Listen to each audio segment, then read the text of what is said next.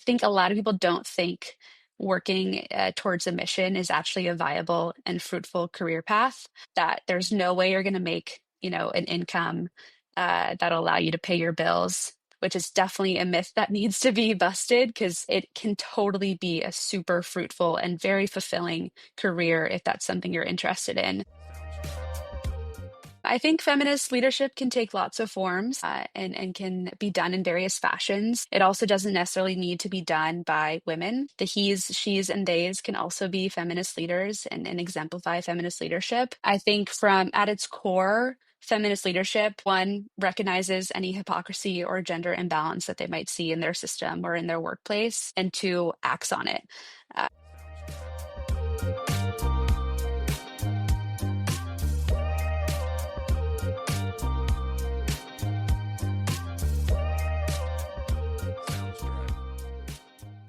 Hello, everyone. I'm excited to welcome another incredible guest and friend to the pod today. Tara Everton is a communications manager at the United Nations Sustainable Development Solutions Network, where she leads strategic messaging and engagement around SDGs. Prior to joining SDSN, Tara led communications at the Human Rights Foundation and its flagship conference, the Oslo Freedom Forum, overseeing digital strategy, audience growth, and advocacy campaigns. Graduated with highest honors from UC Berkeley, she holds a degree in political science with a minor in human rights interdisciplinary studies. Tara brings a dynamic background in digital advocacy, press relations, graphic design, and project management to every mission she champions. Oh my God, what a bio. Thank you so much for being here, Tara.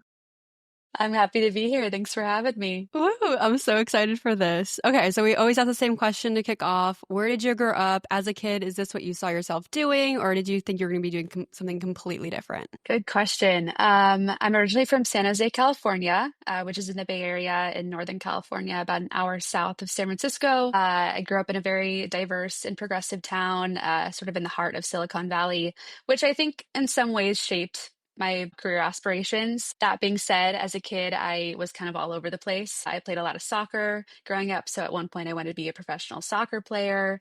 Another point, I wanted to be a teacher. I was dead set on going to Columbia's Teachers College at like the age of 6, which was a bit which is a bit crazy. I also had this dream of opening up a pie shop and being a full-time baker, which could still happen. Who knows? Yeah.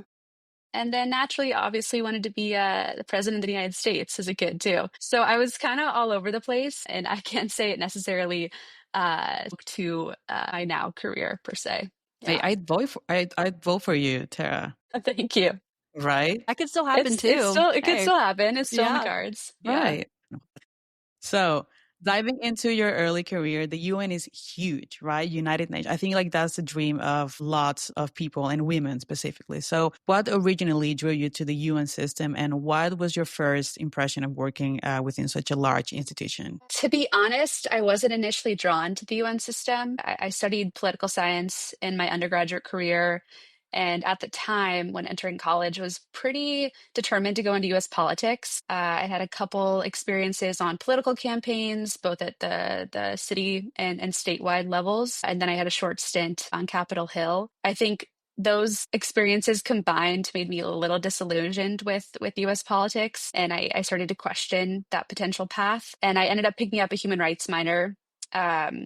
And started working and interning for a couple NGOs within the human rights and sustainable development space. And from there, I was a bit more driven in that particular path. Of course, in the international development and sustainable development space, the UN is sort of the holy grail. So I've always sort of had that, in the back of my head. And I'm very grateful now to be sort of within that system. Now in it and having experience in another realm or another side of sort of the mission-driven world, the bureaucracy is real.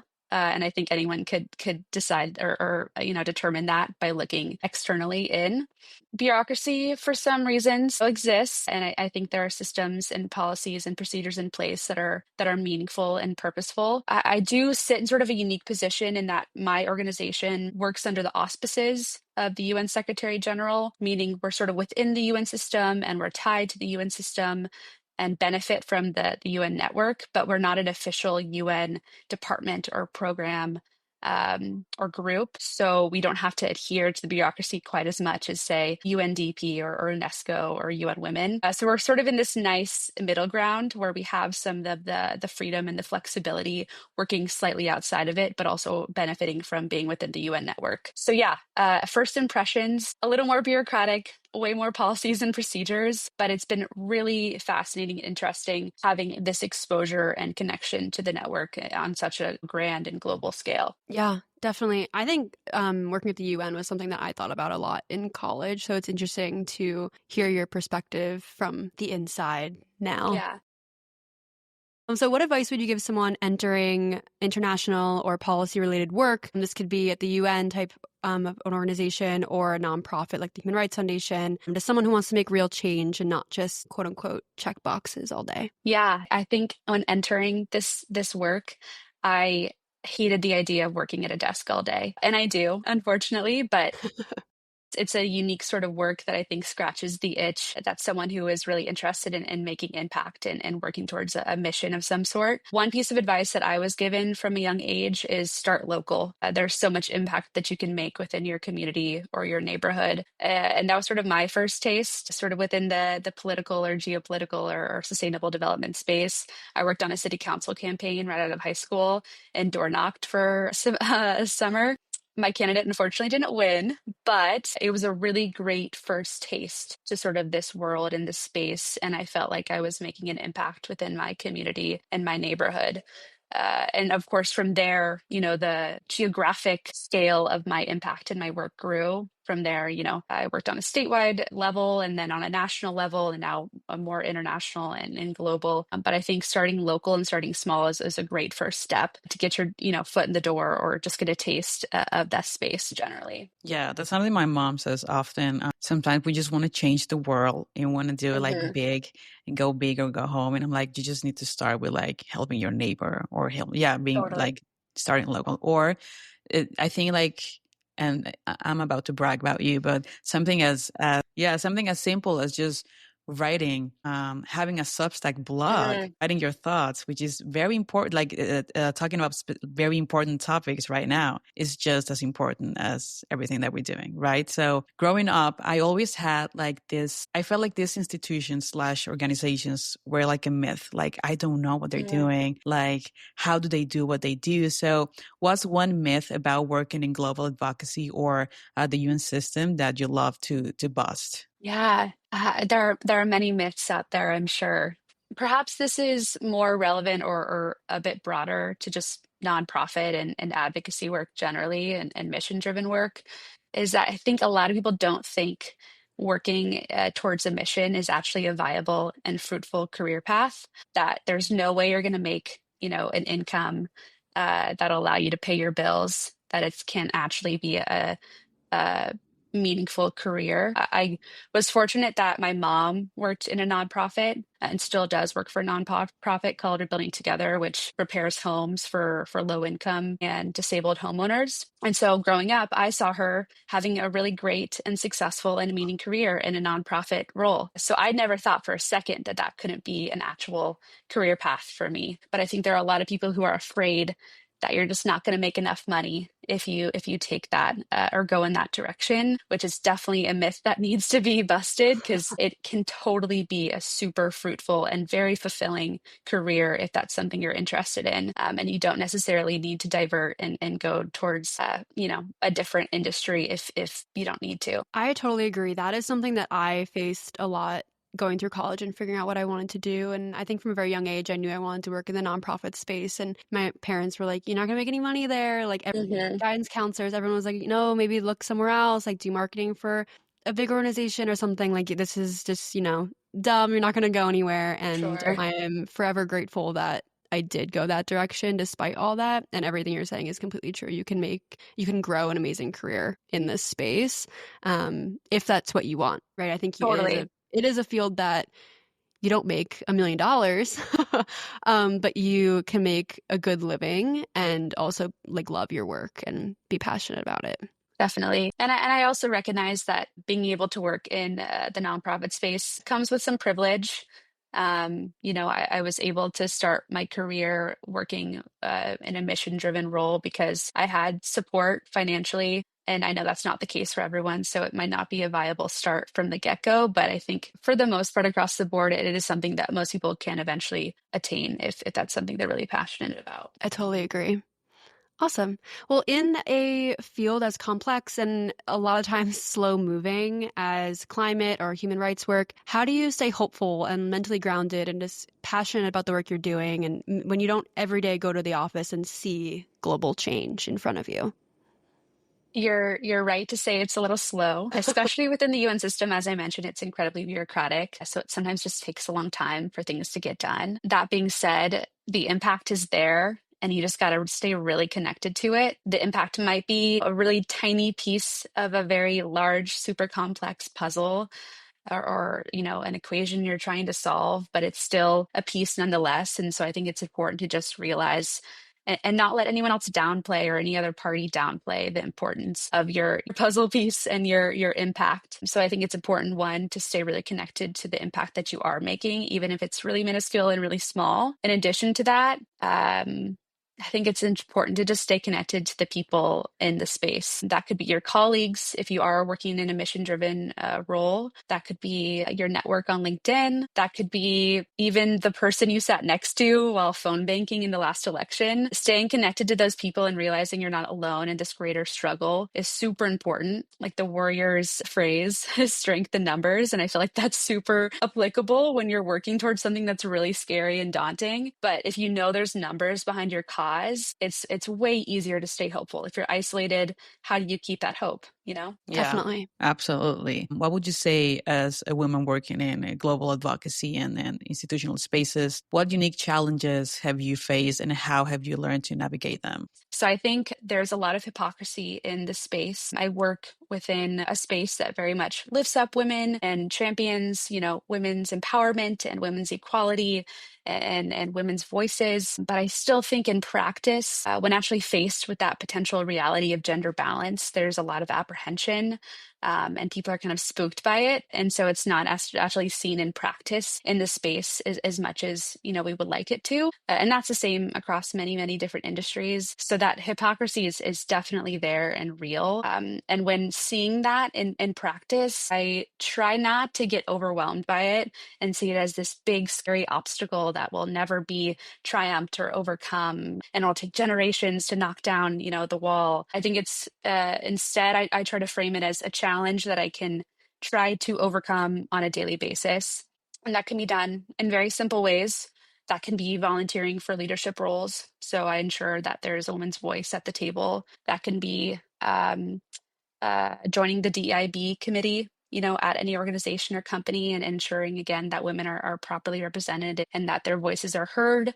That can be agreeing to be on a panel when all the other panelists are male, so that, again, there's a female voice there. So I think there are many ways to challenge and overcome this greater obstacle and this hypocrisy in the system.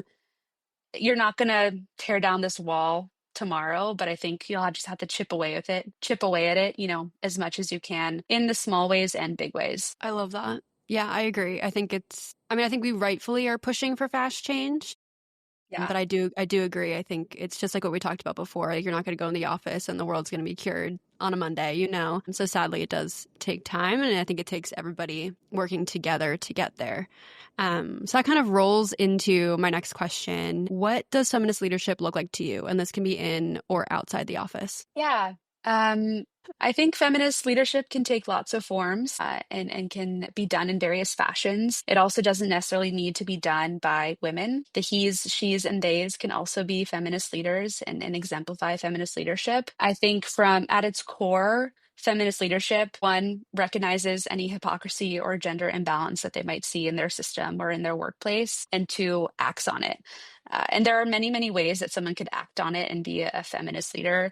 That can be lifting up the female voices within a workplace. That can be challenging any traditional gender roles that you see on a day-to-day basis in your workplace. That could be fighting for greater systemic change within your system. So I think it can take lots of shapes and lots of forms and be done really well in big and small ways. So I don't think there's one perfect way to be a feminist leader. And I think you can see it both within my system, but also across industries and in and outside of the workplace as well. I love that answer so much. Tara, do you consider yourself ambitious? Very much so. Very Yeah. much so. Yeah, I thought so. I mean, I already knew that, but I just wanted to ask, how do you balance ambition and self-care in a world that often expects women to do it all, like professionally, emotionally, socially? Like we need to be everywhere, doing everything and being okay and smiling and happy. That's a tough question.